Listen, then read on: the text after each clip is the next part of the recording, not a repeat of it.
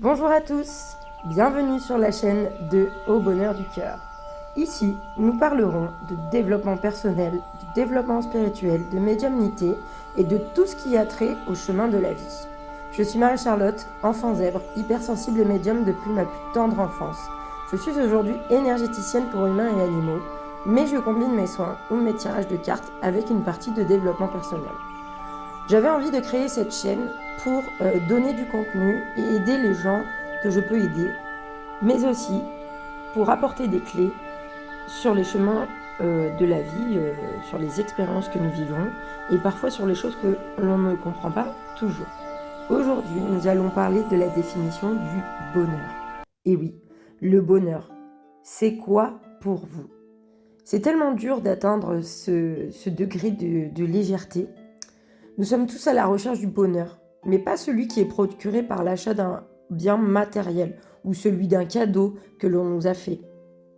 Beaucoup de gens confondent ou ne font pas la différence entre le bonheur matériel et le bonheur réel. Moi, je trouve qu'il y a un autre bonheur aussi, c'est le bonheur d'obtention. C'est-à-dire, le bonheur d'obtention, pour moi, c'est quand l'on a obtenu ce qu'on voulait des gens. Ça, c'est un bonheur qui est vraiment éphémère. Leur différence est telle que dans les deux premiers cas, on parle de bonheur de passage. Alors que dans le dernier cas, le bonheur fait partie de vos cellules. Il vous offre une vibration telle que vous le sentez au plus profond de vous, au plus profond de vos tripes, je dirais. Il vous envahit comme une vague de chaleur, une légèreté et une apesanteur devraient se faire sentir quand vous le trouvez. Vous devez vous sentir dans un mieux-être intérieur. Pour essayer d'atteindre ce niveau de bonheur, en fait, il vous faudra travailler sur vous. Travailler sur vous, travailler sur ce qui vous entoure. Quand je parle de travailler, je parle de développement de soi. Je parle de développement de soi car avant de trouver le réel bonheur, celui qui vous anime, il faut nettoyer tout ce qui ne vous correspond plus. Ce que vous pensez qui vous correspond, parfois, en fait, n'est pas réel. Ce n'est que le fruit de votre ego. En fait, vous vous sentez bien là-dedans parce que ça vous protège.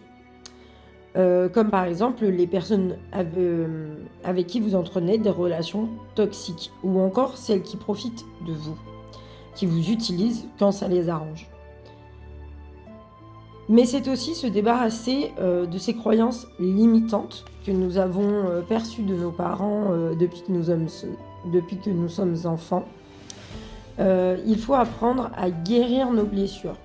Travailler main dans la main avec notre ego. Vous ne pouvez pas dire je vais faire taire mon ego parce qu'en fait l'ego sera toujours là pour vous protéger. Même si vous n'en avez pas conscience, il reste à l'intérieur de vous. Il fait partie de vous depuis que vous êtes né. Il est très important au tout début de notre développement personnel de savoir faire tomber les masques pour que nous devenions la réelle personne que nous sommes. Parce qu'en fait, tout au long de votre vie, vous allez mettre des masques, vous allez avoir des blessures qui vont s'activer. Et c'est ce qui va faire que les masques vont revenir à la surface tout le temps. Et vous ne pouvez pas être vous-même si vous laissez ces masques prendre le dessus. Enfin, il faudra changer pour faire progresser vos schémas de pensée, pour laisser la place au positif et non au brouhaha que votre ego ou que votre mental peut mettre.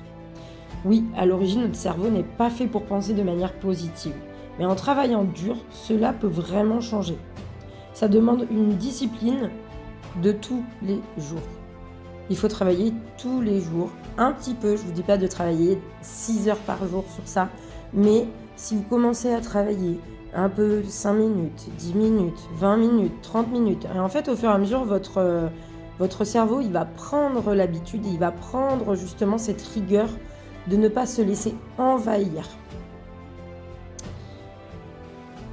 Il faudra apprendre aussi par la même occasion à accepter les émotions qui vous traversent, même si vous croyez qu'elles sont négatives. Attention, je fais une petite aparté sur ça. Les émotions ne sont pas négatives.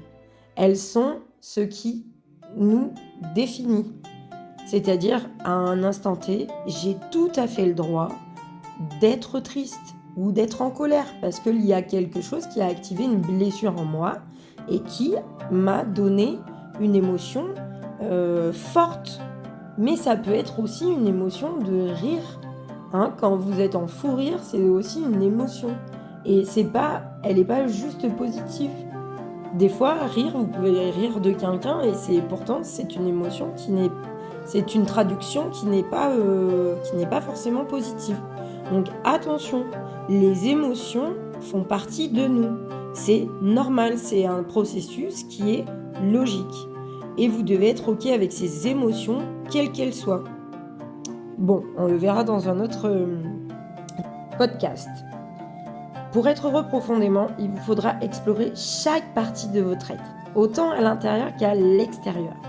Alors, mon conseil principal, après toutes ces actions à mettre en place et à faire, vous devez 3 à 4 fois par semaine faire une nouvelle activité ou une chose qui vous fait plaisir, qui vous remplit, qui vous fait vibrer et par-dessus tout, qui vous rend heureux profondément et pas juste sur la surface. Il faut que ça vous rende heureux sur la longueur du temps, au fil des jours, des mois, des années que vous allez vivre. Ne laissez pas un achat, une obtention de résultats ou une réponse prendre trop de place, car c'est toujours un bonheur qui est vraiment éphémère et qui durera un temps, mais pas pour la vie. Sur ce, j'espère que mon podcast vous aura plu.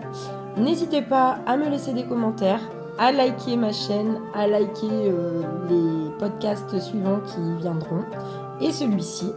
Et n'hésitez pas, si vous avez besoin de m'envoyer un message, je serai présente pour vous répondre. Je vous fais plein de gros bisous et je vous dis à très vite pour de nouvelles aventures.